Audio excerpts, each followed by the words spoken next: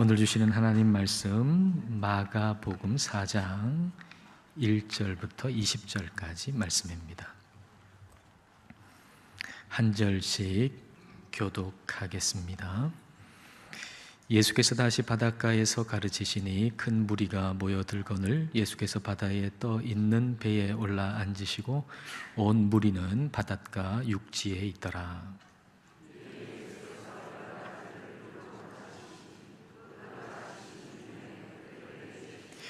들으라, 씨를 뿌리는 자가 뿌리러 나가서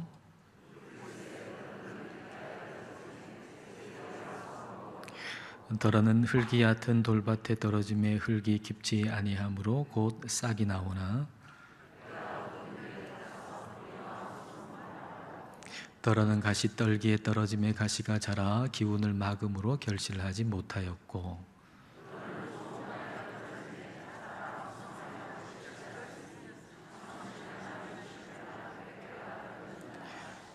또 이르시되 들을 귀 있는 자는 들으라 하시니라.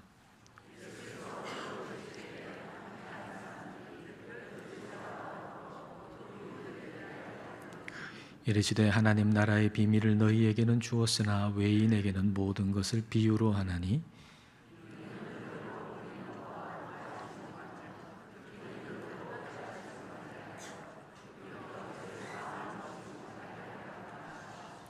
또 이르시되 너희가 이 비유를 알지 못할진대 어떻게 모든 비유를 알겠느냐.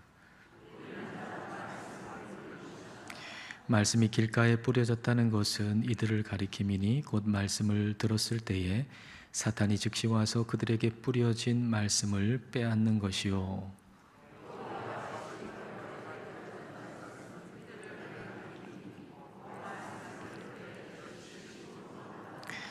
그 속에 뿌리가 없어 잠깐 견디다가 말씀으로 인하여 환난이나 박해가 일어나는 때에는 곧 넘어지는 자요.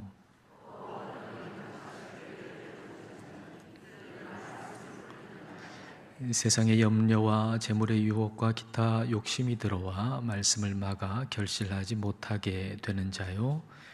좋은 땅에 뿌려졌다 말씀을 듣고 받아 30배나 60배나 100배의 결실을 하는 자니라. 아멘.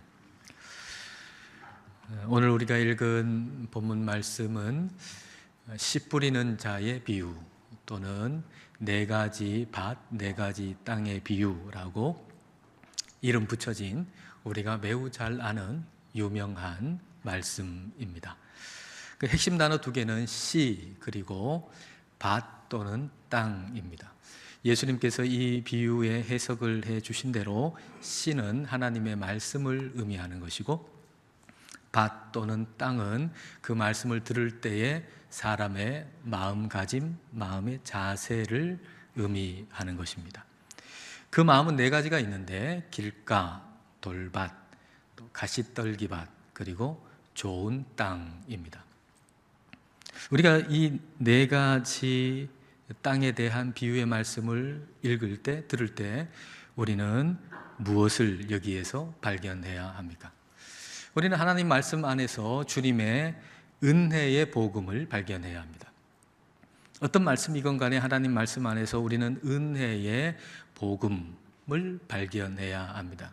그러나 우리는 때로 은혜의 복음이 아닌 다른 것을 찾을 때도 있죠. 네 가지 밭을 읽고서 이렇게 생각하는 겁니다. 나는 예배 가운데 말씀을 잘 경청하니까 나는 옥토와 같은 마음이다. 그렇게 생각하는 거죠. 그리고 다른 사람을 이렇게 보니까 그 사람은 예배에 잘 집중을 못하는 거예요. 그래서 생각하는 거죠. 아, 저 사람은 길가 같고 또 돌밭 같고 가시떨기 같은 마음이다. 이렇게 판단하게 됩니다. 그리고 그 판단에는 어느 정도 비난이 섞여 있는 거죠. 우리가 이런 함정에 빠지기가 쉽습니다. 저도 물론 예외는 아닙니다.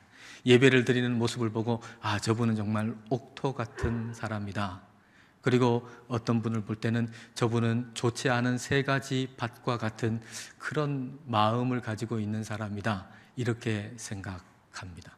그렇게 판단할 때 제 안에 있는 성령님께서 즉시 그걸 싫어한다는 걸 알게 하셨습니다.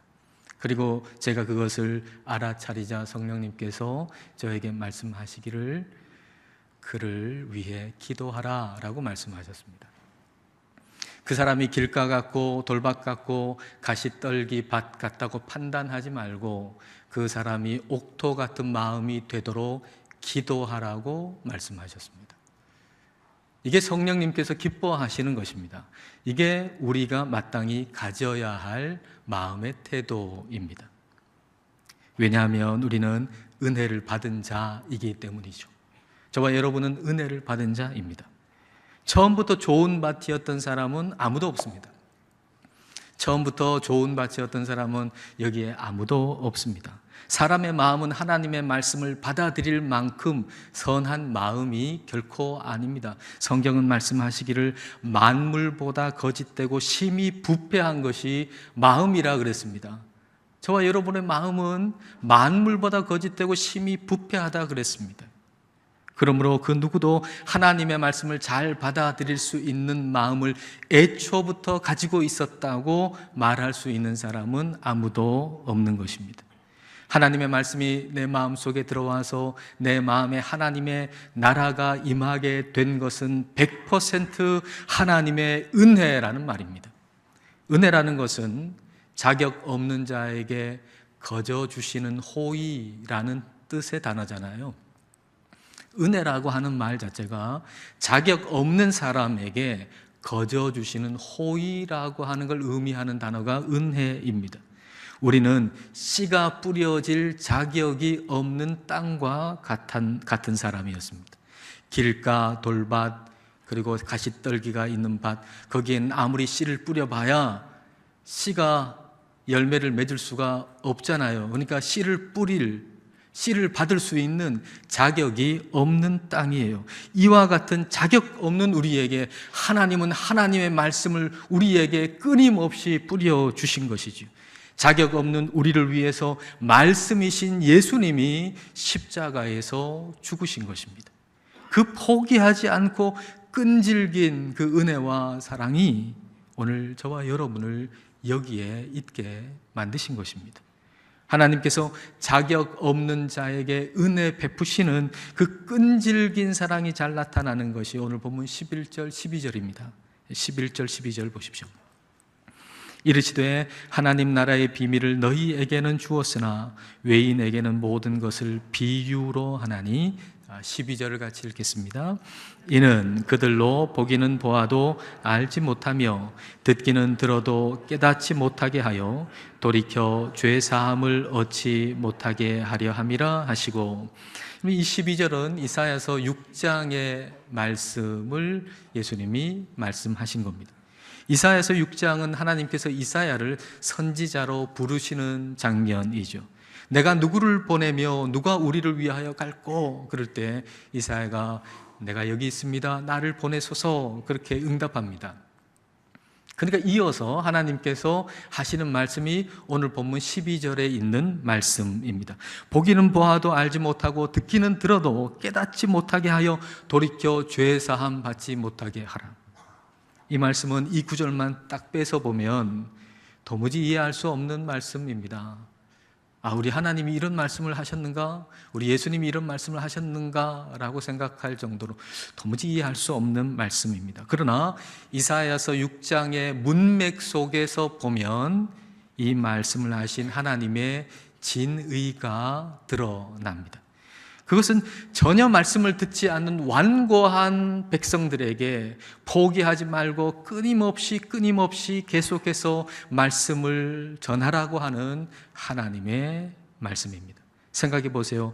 이사야가 하나님께서 맡겨주신 이제 하나님 말씀을 증거해야 되는데, 전해야 되는 사람들한테. 근데 사람들이 그 말씀을 귀 기울여 듣고 회개하고 돌아서고 변화가 있으면 얼마나 신이 나겠습니까? 그런데 그 백성들이 듣질 않는단 말이죠. 그러면 얼마나 지치겠어요. 그러니까 하나님께, 하나님 나 도저히 못하겠습니다. 하나님 말씀 증거하는 거, 전하는 거 나 도무지 이제 지쳐서 못하겠습니까? 나 너무 힘듭니다. 이제 포기할래요. 안 할래요. 그렇게 할 수 있잖아요. 그러니까 하나님은 처음부터 부르실 때부터 말씀하시는 거예요. 끝까지 선포하라고. 끝까지 선포하라고.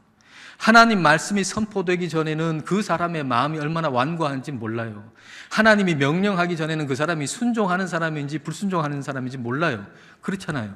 여러분 지금 가만히 있어서 누가 순종하는 사람인지 누가 불순종하는 사람인지 몰라요. 그러나 명령하면 그 명령에 따라서 정말 순종하는 사람도 있고 불순종하는 사람도 있고 그 불순종이 드러날 거 아닙니까? 마찬가지로 하나님의 말씀이 전해질 때 그 사람 마음속에 있는 완고함이 드러난단 말이에요.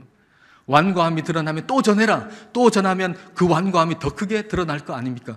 그렇게 완고한데 언제까지 전하라는 겁니까? 그 완고함이 계속 커지고 결국에는 그 사람이 죄 사함을 받을 수 없는 그 순간, 마지막 순간까지 끝까지 전하라는 거예요. 그러니까 죄 사함을 받지 못하게 하라, 이 말은 그 사람에게 더 이상 기회가 없어지는 그 마지막 호흡까지 포기하지 말고 하나님 말씀에 씨를 뿌리라는 겁니다. 마지막 호흡이 끝나면 그 시신을 향해 가지고 무슨 복음을 전하겠습니까? 죽었는데 그 시체를 향해서 무슨 복음을 전하겠습니까? 그러나 호흡이 있는 한, 마지막 호흡이 있을 때까지, 그 마지막 호흡, 마지막까지 포기하지 말고 하나님의 말씀을 전하라 라고 하는 의미인 것입니다. 이와 같은 포기하지 않는 하나님의 그 사랑이 하나님을 비방했고 그리고 열매를 맺을 수 없는 땅과 같았던, 자격 없는 땅과 같았던 바울을 옥토와 같은 마음이 되게 만드신 것이죠. 이와 같은 포기하지 않는 끈질긴 그 사랑이 저와 여러분을, 열매 맺을 수 없는 땅과 같은 저와 여러분을 하나님의 말씀을 듣는 옥토같이 되도록 만들어 주시는 겁니다. 그 사랑이 말이죠. 그러므로 우리가 하나님 말씀을 듣는 이 자리에 있다는 것은 전적으로 하나님의 은혜이지 우리의 공로를 조금도 주장할 수 없습니다. 우리의 공로를 조금도 주장할 수 없습니다. 저와 여러분이 오늘 이 자리에 있는 것은 100% 하나님의 은혜입니다. 그렇다면 오늘 말씀에서 하나님의 은혜의 복음을 우리가 발견했다면 우리는 하나님께 어떤 질문을 던져야 할까요? 10절과 11절 보십시오. 예수께서 홀로 계실 때에 함께 한 사람들이 12제자와 더불어 그 비유들에 대하여 물으니 이르시되 하나님 나라의 비밀을 너희에게는 주었으나 외인에게는 모든 것을 비유로 하나니. 제자들에게 그 비유가 말하는 하나님 나라의 비밀을 알게 하신다는 거죠. 그 비유라고 하는 것은 하나님 나라가 뭔지를 알게 하시기 위해서 주시는 게 그 비유잖아요.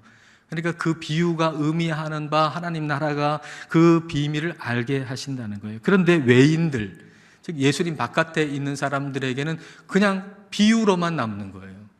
비유로만. 그 비유가 말하는 게 뭔지를 알지 못하고 그냥 비유로만 남아 있는 거죠.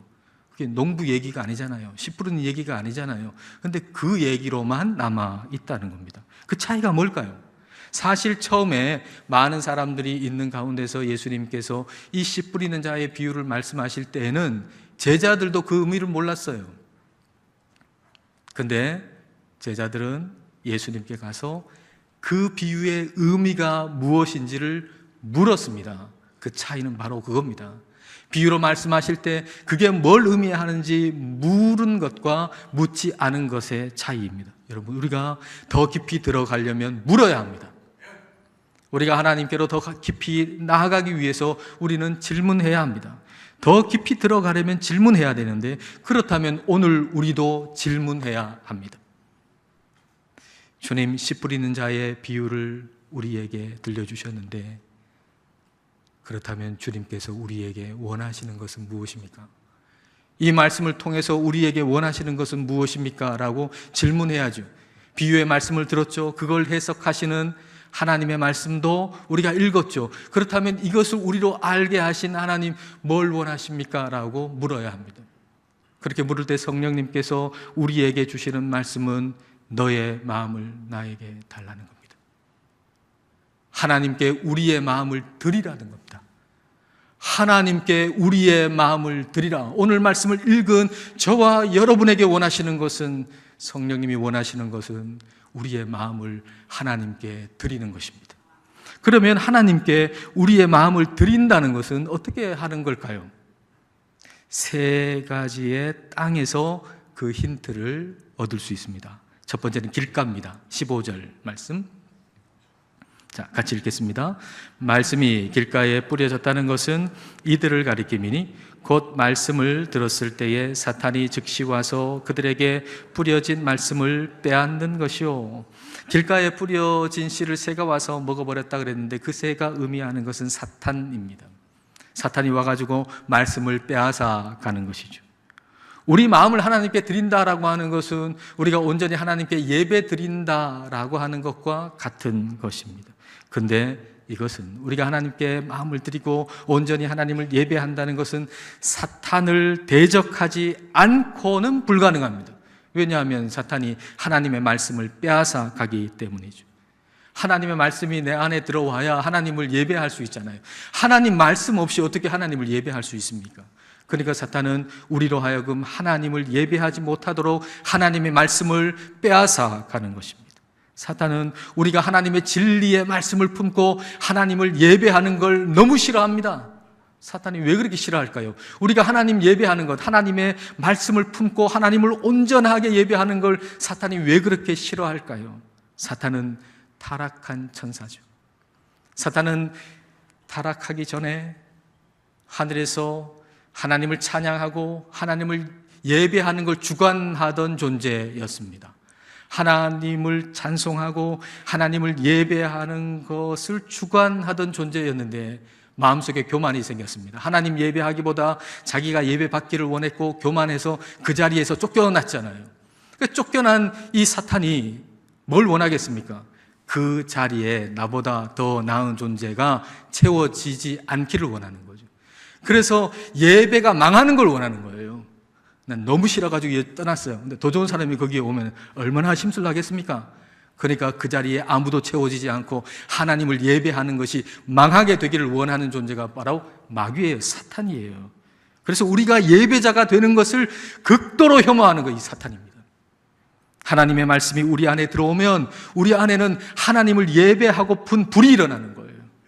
하나님의 말씀이 우리 안에 심어지면 우리는 하나님을 예배하고 싶어져요.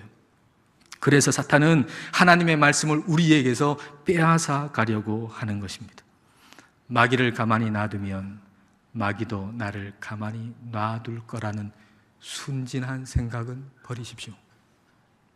여러분 가운데 내가 마귀를 가만히 놔두면 마귀도 나를 가만히 놔두겠지, 그런 순진한 생각들은 버리시길 바랍니다. 마귀를 가만히 놔두는 것은 마귀에게 내 마음을 주는 것과 같습니다. 마귀를 대적해야 마귀는 쫓겨갑니다. 야고보서 4장 7절 말씀 보십시오. 자, 같이 한번 읽어볼까요? 마귀를 대적하라, 그리하면 너희를 피하리라. 한 번 더 읽겠습니다. 마귀를 대적하라, 그리하면 너희를 피하리라. 마귀를 대적해야 쫓겨갑니다. 하나님께 마음을 드리려면 우리는 마귀를 예수 그리스도 이름으로 대적해야 합니다. 두 번째는 돌밭입니다. 16절, 17절 같이 읽겠습니다. 또 이와 같이 돌밭에 뿌려졌다는 것은 이들을 가리킴이니 곧 말씀을 들을 때에 즉시 기쁨으로 받으나 그 속에 뿌리가 없어 잠깐 견디다가 말씀으로 인하여 환난이나 박해가 일어나는 때에는 곧 넘어지는 자요. 돌밭은 흙이 얇게 있고 그 밑에 돌이 있는 거예요. 그러니까 씨가 뿌려져가지고 뿌리를 내릴 수 없잖아요. 그러니까 그 돌이 의미하는 것은 환난이나 박해입니다. 말씀이신 예수님이 내 안에 들어왔을 때는 내가 너무 기뻤는데 그 말씀이신 예수님으로 인해서 내가 박해를 받고 고난을 당하면 넘어져 버리는 것이죠. 하나님께 마음을 드린다라고 하는 것은 우리의 삶의 힘겨운 계절에도 하나님의 말씀을 신뢰하는 것입니다. 우리의 인생의 힘겹고 어려운 계절 가운데서 그 계절을 통해서 하나님께서 나를 더 성숙하게 하고 더 성장하게 할 것을 신뢰하는 것, 그것이 하나님께 우리의 마음을 드리는 것입니다. 최강 야구라고 하는 예능 야구가 있죠. 그런데 여기에 이 최강 야구라고 하는 예능 야구에 나왔던 어떤 선수가 이제 실제로 프로야구 하나팀에 들어가가지고 프로 선수가 된 거예요. 근데 이 프로 선수가 수비를 하는데 너무 멋지게 수비를 하는 거죠. 도저히 잡을 수 없는 공인데 점프를 해가지고 날아가지고 탁 잡아서 1루에 뿌려서 아웃을 시킨 겁니다. 너무 멋지게 수비를 잘한 거예요. 그래서 이 사람이 최강야구, 예능야구 할 때 김성근 감독하고 훈련하는 장면을 이렇게 보여주더라고요. 감독이 공을 탁 치면은 이제 수비 연습을 하는 겁니다. 근데 그 감독이 뭐 쉽게 공을 주겠습니까? 잡기 어렵게 공을 자꾸 쳐주잖아요. 그러니까 다이빙을 하면서 몸을 날리면서 공을 잡고 이리저리 그냥 달리고 몸을 날리고 맨바닥에 몸을 날리니까 얼마나 아프겠어요. 힘들겠어요. 그런데 그렇게 힘들게 훈련을 다 한 다음에 이 김성근 감독에게 정중하게 인사를 하면서 감사합니다 그러더라고요. 감사합니다. 우리가 영적으로 이 정도는 돼야 되지 않겠어요? 우리가 영적으로 이 정도 수준은 돼야 되지 않겠냔 말이에요. 야고보서 1장 2절 3절 보십시오. 내 형제들아 너희가 여러 가지 시련을 당하거든 온전히 기쁘게 여기라. 시련을 당하는데, 어려움 당하는데 왜 기뻐해요? 왜 감사해요? 그걸 통해서 하나님이 만드시는 게 있기 때문이에요. 3절 이는 너희 믿음의 시련이 뭘 만들어내요? 인내를 만들어내는 줄 너희가 알미라. 시련은 인내라는 열매를 만들어냅니다. 어려운 훈련은 좋은 선수를 만들어냅니다.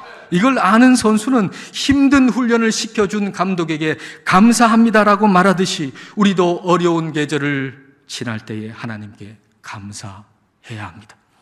인생의 힘든 계절에 하나님이 나를 더 아름답게 만드실 것을 신뢰하는 것, 그것이 하나님께 마음을 드리는 것입니다. 세 번째는 가시떨기 바칩니다. 18절, 19절 같이 읽겠습니다. 또 어떤 이는 가시떨기에 뿌려진 자니 이들은 말씀을 듣기는 하되 세상의 염려와 재물의 유혹과 기타 욕심이 들어와 말씀을 막아 결실하지 못하게 되는 자요. 세상 염려, 재물의 유혹, 그리고 갖가지 욕심, 우리 마음에 들어오면 우리 마음을 어떻게 하나님께 온전히 드릴 수 있겠습니까? 내 마음에 근심도 염려도 있고 욕심도 있는데 어떻게 내 마음을 하나님께 온전히 드릴 수 있겠냐고요. 염려, 욕심이 자꾸 마음에 들어오는 것은 사탄에게 우리 마음의 리모컨을 자꾸 주기 때문이에요. 우리 마음의 리모컨을 자꾸 사탄에게 주니까 우리의 마음속에 염려가 또 욕심이 들어오는 거죠. 텔레비전 리모컨을 누가 쥐느냐에 따라 그 집에 거실의 분위기가 달라지죠. 부인이 쥐면 드라마가 나와요. 남편이 리모컨을 쥐면 스포츠 중계가 나오게 되죠. 마음이 어두컴컴하고 불안하고 염려가 가득하고 세상 욕심이 가득한 것은 사탄에게 내 마음의 리모컨을 건네해 주었기 때문입니다. 그 리모컨을 빨리 뺏어가지고 하나님께 드리십시오. 한번 드렸다면 완전히 드리십시오. 줬다 뺏었다 하지 말고.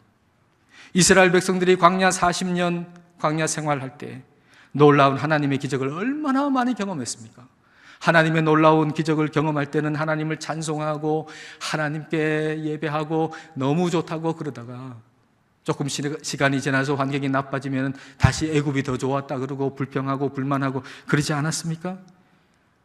좀 좋아지면은 마음의 리모컨을 하나님께 드렸다가 좀 환경이 나빠지면 다시 뺏어가지고 사탄에게 주고 줬다 뺏었다 그러니까 어떤 결과가 일어났나요? 40년 흘러갔는데 나이만 40살 먹었을 뿐 제자리 걸음이었어요. 영적으로 제자리 걸음이었다고요. 나이만 먹었을 뿐 영적으로 제자리 걸음이었다고요. 세상 염려, 욕심의 기미가 조금이라도 느껴지면 마귀가 우리 마음의 리모컨에 눈독을 들인다라고 하는 사실을 알아차리고 빨리 하나님께 리모컨을 드리십시오. 하나님께 마음의 리모컨을 드리는 방법은 기도하는 겁니다. 즉시 기도하십시오. 마음에 염려가 생기고 근심이 생기면 즉시 기도하십시오. 빌립보서 4장 6절 7절 파란색으로 된 글씨를 좀 강조해서 한번 다 같이 읽어볼까요? 아무것도 염려하지 말고 다만 모든 일에 기도와 간구로 너희 구할 것을 감사함으로 하나님께 하리라. 그리하면 모든 지각에 뛰어난 하나님의 평강이 그리스도 예수 안에서 너희 마음과 생각을 지키시리라.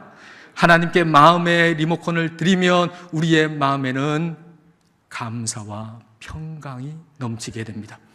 저는 여러분의 마음에 예수 그리스도 이름으로 감사와 평강이 넘치게 되기를 축복합니다. 하나님께 여러분의 마음을 드리세요. 하나님의 말씀이 여러분 안에 들어와서 하나님의 말씀이 하실 수 있는 그 일을 행하시도록 여러분의 마음을 하나님께 드리세요. 하나님의 말씀이 여러분 마음에 들어와야 하나님 말씀의 능력이 행해질 거 아닙니까? 하나님의 그 말씀이 내 앞에 있는데, 내 안에 들어오려고 하는데 여러분 마음을 들이지 않으면 그 말씀이 무슨 소용이 있습니까? 무슨 능력을 발휘할 수 있습니까? 그러므로 여러분의 마음을 하나님께 드리세요. 하나님이 여러분 안에 말씀을 주셔서 행하려고 하는 것은 30배, 60배, 100배의 열매를 맺는 것입니다. 30배, 60배, 100배의 열매라고 하는 것은 우리의 힘으로 할 수 있는 범위를 넘어서는 일이라는 얘기입니다.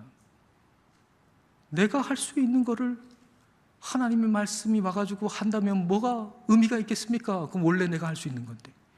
30배, 60배, 100배라고 하는 것은 내가 할 수 있는 것의 범위를 넘어선다는 얘기예요. 즉, 우리가 우리의 힘으로 할 수 없는 것을 하나님의 말씀이 내 안에 와서 그것을 행할 수 있도록, 우리를 통해서 할 수 있도록 해주시겠다는 것입니다. 그러므로 하나님께 마음을 맡기십시오. 마귀에게 마음의 통장을 맡기지 마십시오.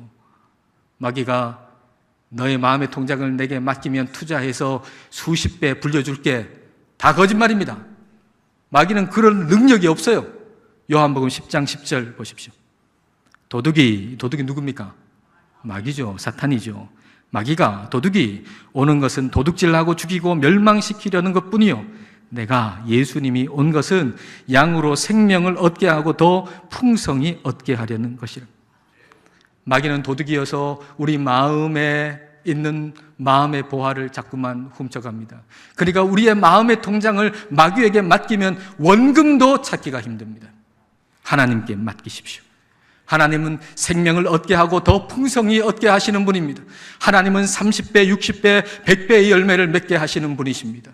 하나님은 단리가 아닌 복리로 우리 마음에 좋은 것을 불어나게 하시는 분이십니다. 그러므로 하나님께 마음을 맡기십시오. 하나님께 마음을 드리십시오. 우리 모두가 우리의 마음을 하나님께 드릴 수 있기를 축복합니다. 기도하시겠습니다. 이 시간 우리 기도하실 때 오늘 예배자로 여기 있게 해주신 은혜를 하나님께 감사하며 우리의 마음을 하나님께 드리십시다. 하나님의 말씀을 빼앗는 마귀를 대적하며 삶의 어려운 계절에도 하나님이 우리를 더 아름답게 만드실 것을 신뢰할 수 있기를 기도하십시다. 마음의 리모컨을 하나님께 완전히 드려 세상 염려와 욕심으로 제자리 걸음만 하지 않고 30배, 60배, 100배의 열매를 맺는 삶이 되기를 이 시간 함께 기도하시겠습니다.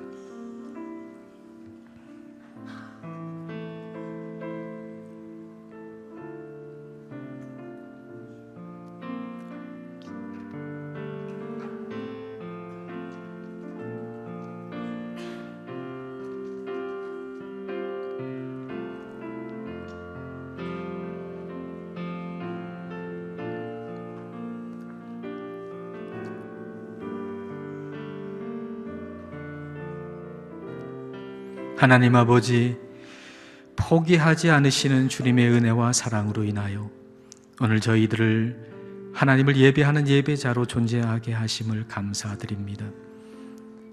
우리들의 마음을 받으시기를 원하시는 하나님께 우리의 마음을 드립니다. 우리의 마음을 드리지 못하게 하여 하나님을 온전히 예배할 수 없게 하는 마귀를 예수님의 이름으로 대적합니다. 인생의 어렵고 힘든 계절 속에 있다고 해도 하나님께서 우리를 더 아름답게 만드실 줄을 신뢰하고 하나님께 감사를 드립니다. 마귀에게 마음의 리모컨을 맡기고 염려하고 욕심내며 사느라 늘 제자리 걸음만 하지 않게 하시고 생명을 얻게 하고 더 풍성히 얻게 하시는 하나님께 우리의 마음을 전부 드릴 수 있게 하옵소서. 성령님, 주님의 말씀이 우리 안에 들어와 우리 힘으로는 할 수 없는 30배, 60배, 100배의 열매 맺는 일들을 우리를 통하여 행하여 주옵소서. 예수님 이름으로 기도드립니다. 아멘.